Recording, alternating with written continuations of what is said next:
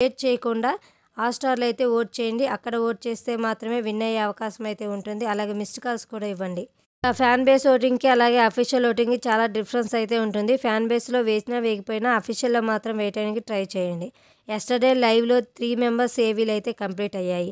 కానీ 1 అవర్ ఎపిసోడ్‌లో 2 మెంబర్స్ మాత్రమే చూపించారు. ఈరోజైతే ముందుగా శివాజీ గారి ఏవీ ప్లే అవుతుంది. నెక్స్ట్ ప్రియాంక, ఆ తర్వాత యావర్ ఏవీలు అయితే కంప్లీట్ అవ్వబోతున్నాయి లైవ్‌లో. 1 అవర్ ఎపిసోడ్‌లో మాత్రం శివాజీ అండ్ ప్రియాంక ఇద్దరే మాత్రమే చూపిస్తారు. ఇక ఓటింగ్‌లోకి వెళ్ళిపోదాం. ట్యూస్‌డే మార్నింగ్‌కి ఈ విధంగా ఉన్నాయి. ఫస్ట్ ప్లేస్‌లో ప్రశాంత్ ఉన్నాడు 45% ఓటింగ్‌తో. అన్ని అన్అఫీషియల్ వెబ్‌సైట్‌లోనూ క్లియర్‌గా టాప్ ప్లేస్‌లో అయితే ప్రశాంత్ ఉన్నాడు. ఇక సెకండ్ ప్లేస్‌లో శివాజీ ఉన్నారు 17% ఓటింగ్‌తో. అన్అఫీషియల్‌లో ఎక్కువ వేయకపోయినా శివాజీ గారికి అఫీషియల్‌లో ఎక్కువ ఓటింగ్ పడే అవకాశం అయితే ఉంది.